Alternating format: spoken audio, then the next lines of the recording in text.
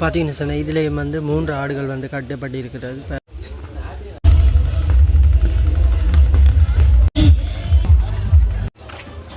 வணக்கம் உறவுகளே, நாங்கள் போய் கொண்டிருக்கிற இடம் வந்து நவாடியில் வந்து நாளைய தினம் வேள்வி நடைபெற இருக்கிறது. அதனை முன்னிட்டு ஆடுகள் எல்லாம் வந்து காட்சிப்படுத்திக்கணும். அதைத்தான் இதில் வந்து பதிவேற்றப்புறம் தொடர்ந்து இணைந்திருங்கள். எத்தனை வருஷமா இந்த ஆடுகள் வளர்க்குறீங்க நீங்கள்? இந்த ஆடுகள் நாங்கள் 20 வருஷமாக வச்சு வளர்க்குறோம். 20 வருஷமாக கோயிலுக்கு பற்றி கொண்டே வரோம்.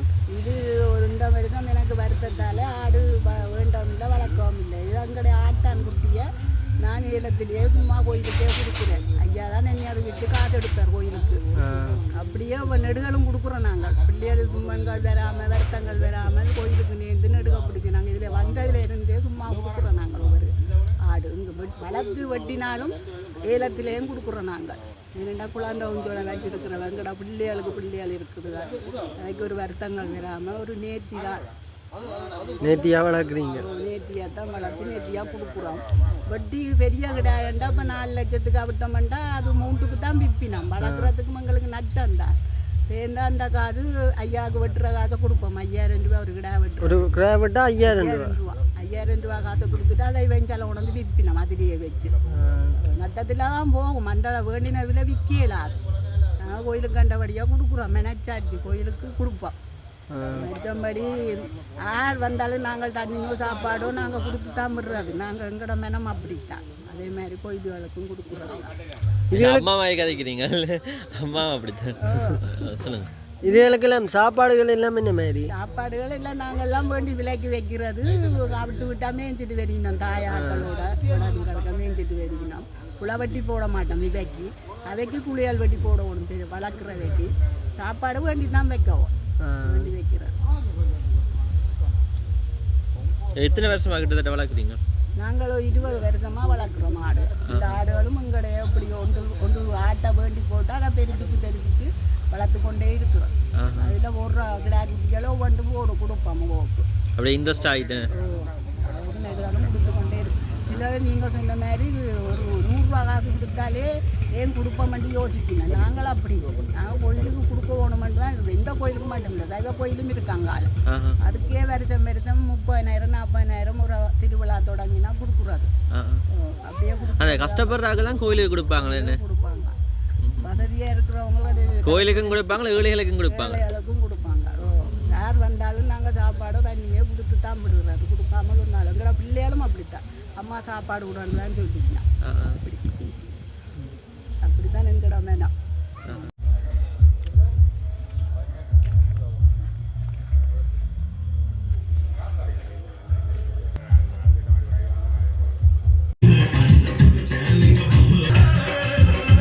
இல்லை பார்த்தீங்கன்னு சொன்னால் ஒரு ஆடு ஒன்று இருக்குது பாருங்க. இவ்வளோ பெரிய ஆடு ஒன்று பாருங்க.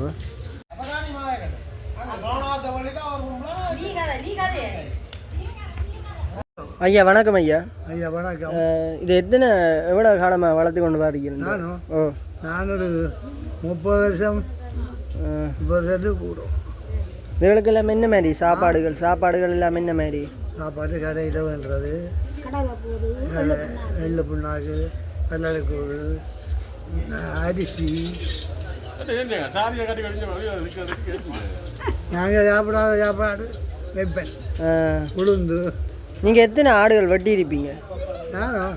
நான் கணக்கு 3 ஆடு 4 ஆடு 3 ஆடு வெட்டிப்பேன். வச்சிருப்பேன். சரி சரி. பார்த்தீங்கன்னு சொன்னால் இந்த ஆட்டோட விலை வந்து 1.80 சொல்கிறாங்க. இப்போ பல்லு நாங்கள் அப்படி பார்க்குறோம். காட்டுங்க.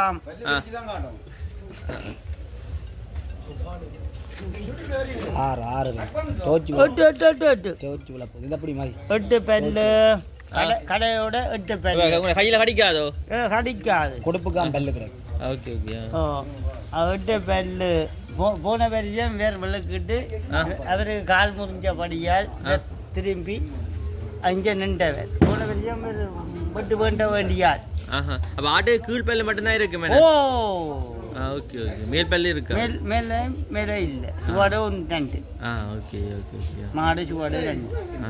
ஐயா ஆடுகள் நீங்கள் வளர்த்தேன் வெளியில கொடுக்குறதோ? ஓமோமோம் நாங்கள் தீத்துவோம், சாப்பாடு தீத்துவோம், நாங்கள் தான் வளர்க்குறது தீத்தி நாங்கள் குலையெல்லாம் அங்கே எடுக்கிறது. அப்போ நாங்கள் உடியூர் வரையும் போவோம். கஷ்டம் தானே, சும்மா வேலை பார்க்குறதா ஈஸியாக இருக்கு, உங்களுக்கு வளர்க்குறது இன்னைக்கு நீங்கள் வாங்கி உங்களுக்கு ஈஸியாக இருக்குது. போன வரைக்கும் போய் வெட்ட வேண்டியால் வேறு கால் முடிச்ச படியால் இது வெட்ட வேண்டாம். Okay okay. அது இடிக்கா அடிக்கிறேன் வளர்த்தாக்கெல்லாம் கிடைக்காது அப்படியா?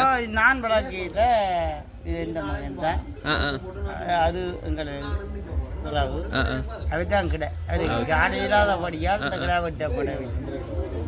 ஓகே சரி.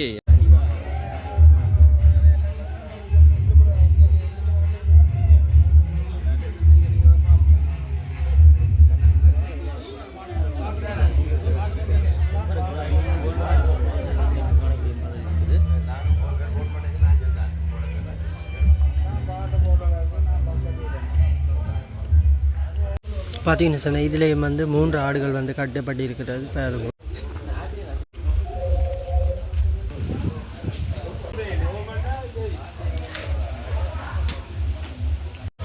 பார்த்தீங்கன்னு சொன்னால் இந்த இடத்துல வந்து இவ்வளோ சனம் வந்து நிற்குது. அந்த பாருங்க ஆட்டை பார்ப்பதற்கு வந்து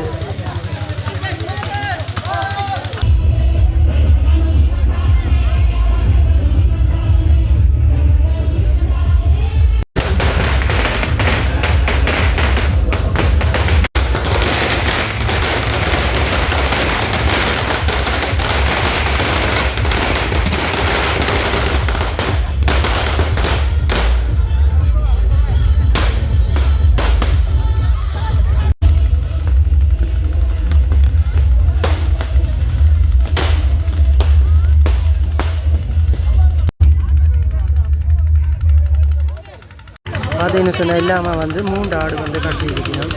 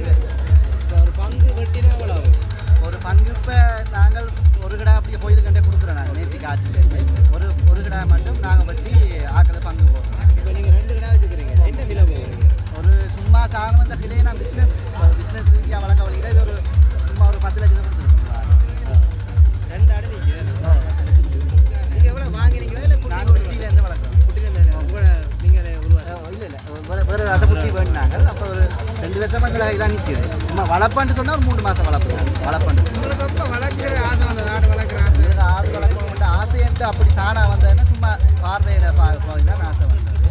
அதுக்கு பிறகு நாங்கள் இந்த சும்மா நேர்த்தி வச்சுனாங்க நடந்தது. அதுக்கு பிறகு சும்மா சின்ன ஆடு தொடர்ந்து செஞ்சு சாப்பாடு என்ன வேறு என்னென்னா சாப்பாடு என்ன உளுந்து அரிசி அப்படி பெரிய இது வருத்தங்கள் அதில் வரும்.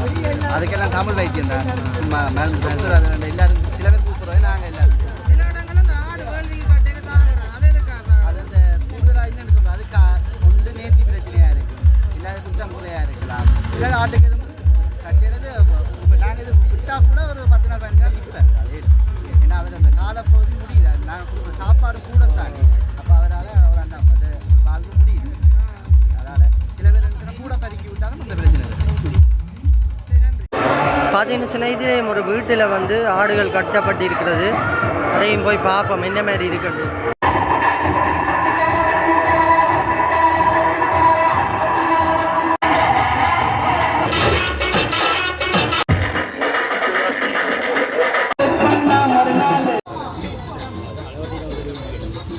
வணக்கம்.